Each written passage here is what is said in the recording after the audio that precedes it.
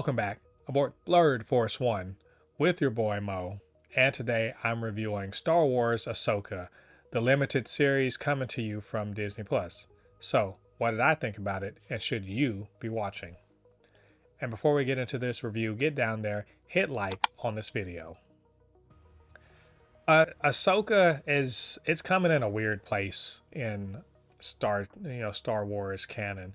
Not the least of which is in the sequel prequel area, which is the time after Return of the Jedi, but before the Force Awakens, and that's been sort of like they call it the Mandoverse, I guess you could say. Mandalorian, uh, was it, and Book of Boba Fett has really been kind of occupying that space. And Ahsoka was previously in The Mandalorian season 2 and showed up briefly when, she showed up briefly for, with Luke Skywalker and everything. So it's pretty clear, she knows what she knows what she's about. And what she's about is figuring out, where the hell Thrawn is and how to get Ezra back. And that's pretty much what this show is about. It's about her hooking back up with one of her Rebels crewmates, Sabine Wren, who was her, I guess you call her Padawan, and she's not really a Jedi, but they never finished their training for some reason. Having Hera Syndulla, who is a general in the New Republic's, army or whatever, military, and she's concerned about Thrawn, and then Morgan Elsbeth has recruited a couple of Jedi or Force users to help her to find a star map that will allow them to go to another galaxy where they will find Thrawn, and Sabine hopes to find Ezra with this. So a lot of this is, even though it's called Ahsoka, a lot of this is focused on Sabine Wren, who she's a older person than she was, obviously, because it's been years since the end of Rebels. She really wants to see Ezra again. She has his lightsaber. She's not sure if she should be doing Jedi training. For something happened between her and Ahsoka that stopped their training, and then all of these people come in to sort of, they need her to figure out this whole map to find out where Ezra might be. Hera's she's running interference, if you will, for Ahsoka and Sabine to sort of figure these things out. And, Force users are at play, so there's lightsaber stuff going on. There's, Imperial Remnant who are, still active and are doing things in there. Morgan Elsbeth is sort of marshaling all of her forces to get together this big hyperspace ring that'll let them go to this other galaxy. Apparently, it's really hard to get to another galaxy by hyperspace. Okay. There's within this show, there's space whales, and they bring the witches of Dathomir in, and there's magic of sorts. We're not used to saying magic, but I mean the Force is kind of magic, so it's sort of using the Force to do magic, I guess. And we have this, Baylan Skoll, who is the former Jedi, who is a mercenary working for Elsbeth. And then a good bit of this show is about Grand Admiral Thrawn, in this other galaxy, marshaling his forces. He's got a big grand plan, and isn't interested in Jedi messing with it. And so, I feel like I'm getting to the gist of it. There's always, a few people trying to fight against a big old group of people and everything. And so I guess I'll say the good and the bad. The thing is, for the most part, I like this show. I thought it was good. Not great, and that wasn't bad. It wasn't great. And I think your mileage will vary on this show depending on how invested you intend to be about Star Wars and how invested you have been. Now, if you were a big Star Wars Rebels, Clone Wars fan, this show is, pressing all of your buttons. It's getting everything for you. because there's lots of references to things that you would know, and name dropping. Characters show up like Chopper, the little R2 unit. So and there's even like C3PO shows up at some point. You got Mon Mothma who was in Andor a lot. So that's what I'm saying. Like the more invested you are in Star Wars in general, this show will be for you. The less invested you are, there's just name dropping and they're talking about stuff, and it doesn't mean a ton to you. If you've only watched the movies and maybe you watched Mandalorian, you don't know who Sabine is, but she's clearly some kind of Mandalorian or whatever. You don't know the history between her and Ahsoka. You don't know who this Ezra kid is or this guy is. You don't know who Thrawn is. He's just some big bad guy. So this show needs to be doing some heavy lifting character wise so that you can understand who is who. And in a way, they do explain things. But I think if you didn't know a ton about this, you would just see Baylan Skoll with the lightsaber and this other Shin with the lightsaber, and they're swinging, and there's another guy. I mean, like, it's, I don't want to say confusing, but like you really are watching a show and asking like, who the hell are these people?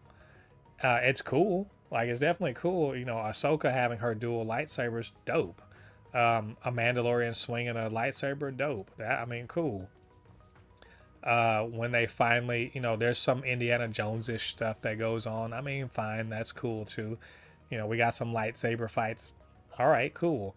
When you finally get to the back half, this is only 6 episodes. By the time you get to the back half of this season, it feels like they spent, like if this were a movie, you've spent half of the movie setting up, and like now you got to rush through the end, which fortunately doesn't feel rushed at the end because there's not a ton going on. Like you think episode, oh, so much stuff's happening, but it's pretty straightforward. All right, the bad guys got away with their big old hyperspace thing. We got to figure out how to get. Okay, we found out a way to get there.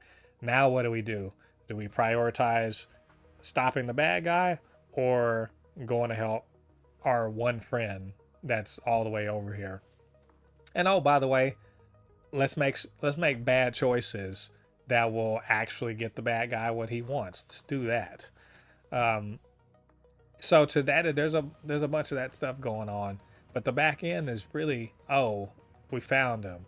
All right, now let's try to stop them from doing anything. Can we stop them? All right. There's lightsabering. There's stormtroopers getting done up. There's magic. It's pretty. I have to admit, the magic's cool.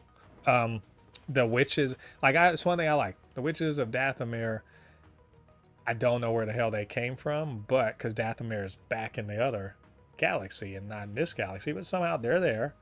And, for whatever reason, they're helping Thrawn because I guess he's going to help them get back to their home.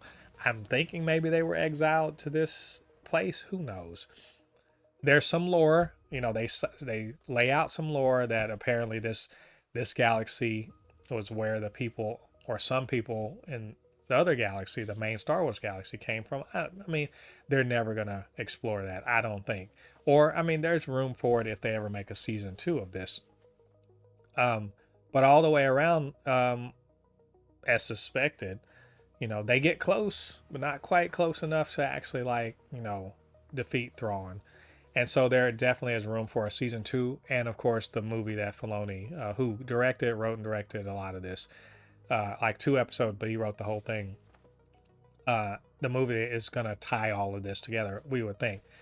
So they're definitely setting up Thrawn as the big bad. And in my mind, the big bad that sets the stage for the First Order that we see in the sequel series. There's cool stuff in this. I think there's plenty of cool stuff in this to watch, especially if you watch Star Wars for the theatrics and kind of the action. Cool stuff happens. Can't deny that. Even down to a really cool sword fight at the end between Ahsoka and Morgan Elsbeth, who didn't look like she could kick ass, but she can kick ass apparently. Cool. It's cool stuff with Sabine and Ezra, seeing them interact, seeing Sabine sort of figure herself out, to do Jedi stuff. Um, the Dark Jedi, I guess. That was cool. Not enough of that, Balin Skull is, in my opinion, is weird, very underutilized in this show. He seemed like he'd be much cooler and more invested than he was, and because the actor, Ray Stevenson has passed away, we're not going to get more of him in this or in the show. So that's unfortunate. But it leaves them with a status quo of Thrawn back in the regular galaxy, along with Ezra and Ahsoka and Ahsoka and Sabine left in the other galaxy. Another good thing I will say is that seeing Ahsoka sort of have I don't want to say a reckoning of sorts with Anakin, not Darth Vader, because she apparently has fought Darth Vader before, but not Anakin, and having him complete her Jedi training. Very interesting. I thought that was a good episode, just focusing on her in the place between worlds where she sort of sees and relives bits to finally complete her training. I mean, that was cool. It's cool to see Anakin back, Hayden Christensen back. All right, cool, like that. I also really like Thrawn. I thought his character, I believe it's Lars Mikkelsen who plays it, Mads Mikkelsen's brother. Quite good. Like, I really enjoy the cerebral nature of Thrawn. I like the fact that he's definitely playing chess, 3D chess, while everyone else is on checkers. And the way he sort of just matter of factly, maneuvers and positions things, cool. Really enjoy that. Can't wait to see more of him in the Star Wars universe. But what I will say is that this should have just been a damn movie. Like, honestly, man, there's a lot of wasted time in this show. Like, so much wasted time. I'm not even gonna hit on too much the silliness of some of the plot devices. Look, it's Star Wars. It's gonna have dumb plot devices. It just is. There have been dumb plot devices in Star Wars all the way back to 1977. I don't hit on that much. What I do hit on is wasting my fucking time. And by that I mean pausing, lingering. Let's have all this dead air on this show while Ahsoka's gonna sit and think and brood or whatever the hell. There's a little bit too much of that, and in a way, I think does no service to the character, but also doesn't fully utilize Rosario Dawson's acting ability. She unfortunately has to do a lot of this stoic stuff, and it's not till the second half where she sort of shows a little bit more emotion, and it's really kind of I don't want to say off-putting, but it feels time wasty. That's all I'm saying. Ahsoka taking a back seat sometime in her own show, I'm like, yeah, is that the thing? I mean, I get it could have been Ahsoka and Sabine. A lot of that was about that.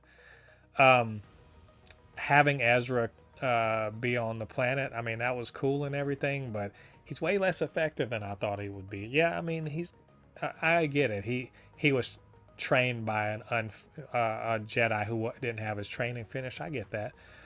And he's quite good with the Force, but nothing special. Like, for considering everything, how long he's been on the planet resisting the Thrawn and his troops. I thought it was cool in concept, if not necessarily execution, the zombie troopers thing. I think that's really cool, to bringing them back to life with, the witch's magic, which I believe is dark side related. I thought that was cool, but you have lightsabers, just dismember them. And I know this is, for, something that kids should be watching, but I mean, if you're going to bring zombies in, do zombies. Don't play around with it. Don't sit there and like, let's just score the armor or something. No, just, lop heads off. They did do that once, and it was really cool where Sabine did it. But, why waste a good zombie situation with three people who can literally just slice people in half. That's all I'm saying. Just think about these things. But like I said, the first half is just it's a bit meandering. Like the detective work takes way too long. I mean, it's interesting enough. I also think that Hera is just underutilized. They have a little side plot concerning her insubordination and this one senator who seems like he's a traitor. But I mean, we don't get any more of it because we don't have time for that. We got to go across the galaxy and have lightsaber fights. So why bring Hera into it as an independent character if you're not going to use her for more than just like a little bit of side drama that don't mean anything? Not really. So I mean, at the end of this, like, I liked it. Was all I'm gonna say is I liked it. I thought it was cool. Uh, it didn't knock my socks off. There were some points where I was just like, you're just dragging too much. What are you doing with Ahsoka and everything? But I could see the potential for what would have been a really great show. And I don't know if this is because Dave Filoni just hasn't hit on how to hit the vitality. Maybe he needed a co-writer or something. I don't know. I think this show could have used a little bit more input from some other people to kind of give it a little more vitality. So nothing against Dave Filoni. On the real, I think he's got some good ideas. It's just in this one, I think he pulled his punches. I think he rabbit punched rather than go for haymakers. And I'd love to see haymakers. At the very least, if you swing hard, if you fail, you fail spectacularly. I'd rather a spectacular failure than going to the card for the judges. That's all I'm saying. Like, be a little more bold. Try a few more things. And I know this is supposed to be a setup for other things. But this does have to be an interesting thing, and just you left a lot of threads, untied, and I wasn't super satisfied with that. But like I said, I liked it, and I think that if they do a season 2, I'm down with it. And if they followed up with something else or Mandalorian or whatever, I'm down with that too. It's all good. Like if you're a fan of Clone Wars and Rebels, this was your jam. I'm happy for you.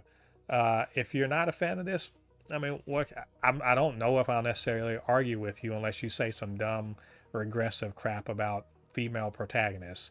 That's probably about it.